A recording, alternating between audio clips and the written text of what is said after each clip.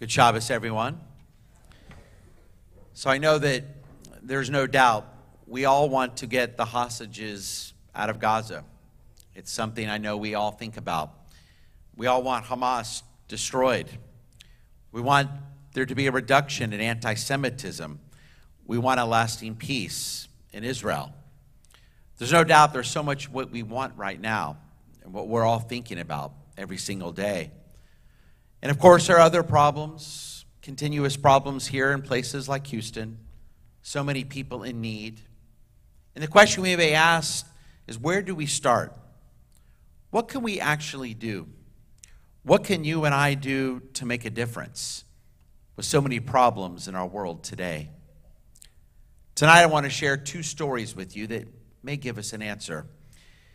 First story comes from our Torah. In recent days, we read about the story of Joseph. You may remember the story. Joseph is imprisoned in jail. He's able to interpret dreams, and he interprets the dreams of the butler and the baker, telling the butler of Pharaoh that soon he'll be gotten out of prison and placed back to his high position in Pharaoh's court. Unfortunately, the baker, his future is not as bright, and he will soon be taken out of prison and impaled on a stake.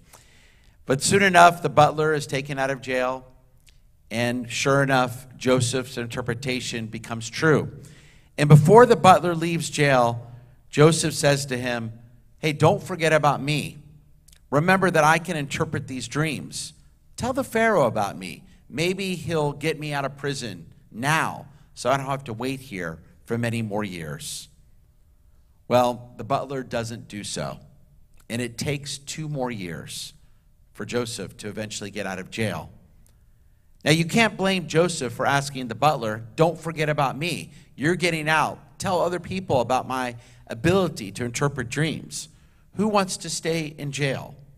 But some of our major Torah commentators actually blame Joseph. They say that he shouldn't have done that. That's why he got 2 more years in jail. Rashi criticizes him, critiques him, criticizing him for taking action.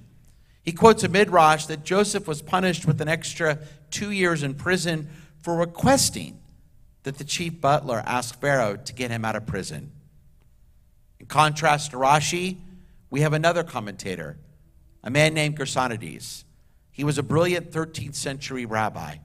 He observes that Joseph used every means possible to escape, to get out of jail. He points to Joseph imploring the chief butler as exemplary behavior.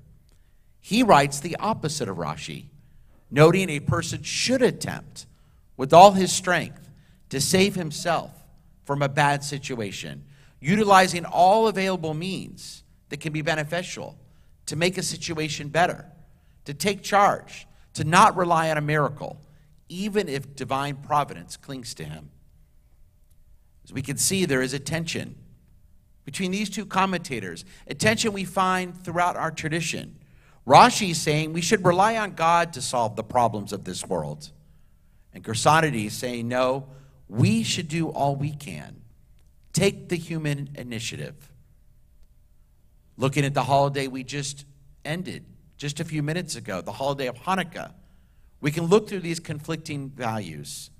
One of my colleagues, Rabbi Mordechai Schiffman, notes, do we laud the courageous military action of the Maccabees in protecting their faith and traditions and protecting the Jewish people? Or do we focus in on the impact of God in securing the victory represented by the miracle of the oil lasting not 1 night, but 8 nights?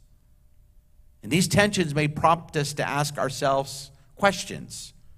Does being a Jew mean trusting in God to lead us in unwarranted apathy? When we only believe that God can solve the problems of the world, are we too passive? Do we not take action? Are we doing everything we can within our power to augment successful outcomes? On the flip side, are we overly relying on our own strength or power?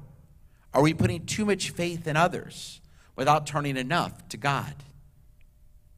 Yes, it may be difficult to fully answer these questions, but our texts and our tradition throughout the ages plead with us to grapple with this tension.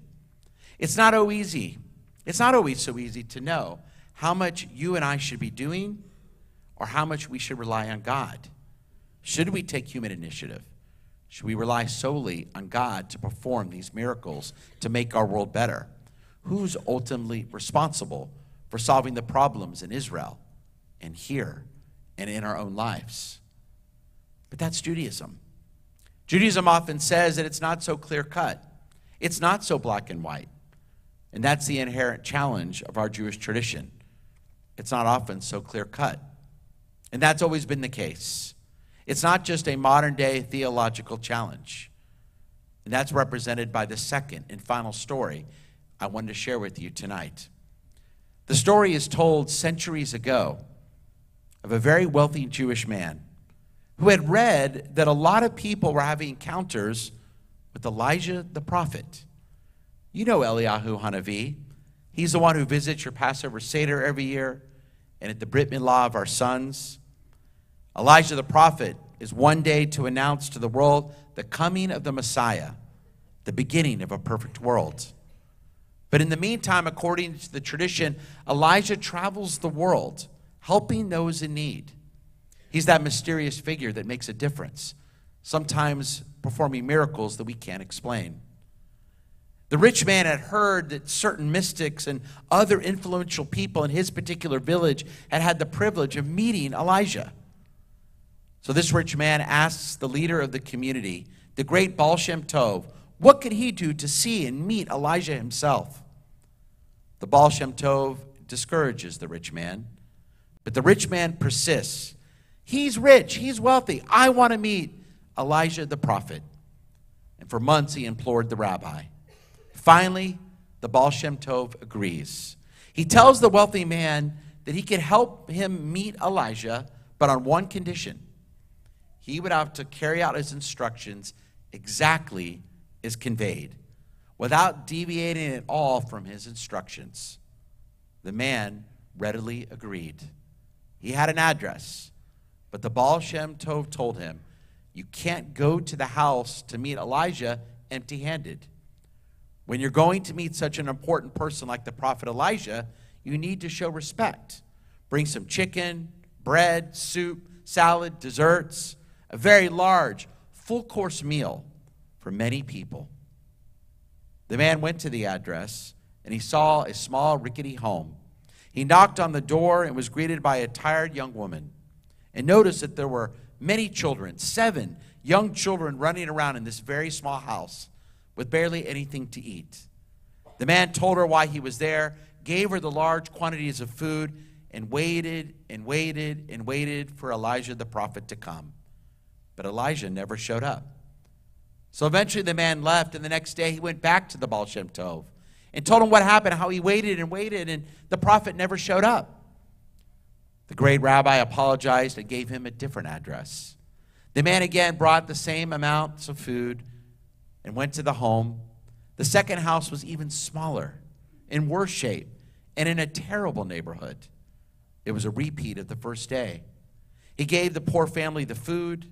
Then the man waited and waited and waited, and again, no Elijah the prophet. For the third time, the man went back to the Baal Shem Tov. And he again tells the rabbi, he must have the wrong address. Please, give me the right address. So the Baal Shem Tov apologizes again and gives the rich man another address. And the man goes through the routine for a third time. He buys everything, chicken, potatoes, bread, soup, salad. This time he goes to the house, and it's a shack. And the rich man is annoyed, angry, and doesn't even knock at the door. The man thinks, I'm going to give the Baal Shem Tov a piece of my mind. He must be playing a trick on me. This is clearly not the place where you're going to meet the prophet Elijah. And just as the wealthy man is about to leave, he hears a voice inside the shack of a little girl crying from inside, saying, Mommy, I'm hungry. The mother responds, don't worry, my love. The Baal Shem Tov promised that in a very short time, there will be a knock at the door, and the prophet Elijah is going to walk in and bring us a large dinner. Suddenly, the man understood what the Baal Shem Tov was telling him. You want to see Elijah? Don't wait for him, or don't look for him in the heavens above. Because yes, it's easy to sit and wait for someone else to be our Redeemer, for God to solve our problems. No, our tradition says, as in this story, if we want to see Elijah, if we want to make the world better, fill up boxes with food, feed hungry children, help solve the world's problems in the best way you can, then take a good look in the mirror and you will see Elijah. Because we Jews can see Elijah in ourselves. Yes, we can all perform godly miracles. We all have that power. All we have to do is not to be so self-consumed, rather to be sensitive to others and help anyone we can. Because the Jewish tradition tells us we Jews don't wait on God to help those in need. We get involved. We belong to places like Beth Yeshurun. We do mitzvot. And we pray on nights like this to God to find inspiration to do God's work. That's what it means to be a Jew, especially today, in a day and age when God needs us more than ever. Rather than waiting for the prophet Elijah, let's continue to honor the victims of October 7th by acting like the prophet Elijah. Shabbat Shalom.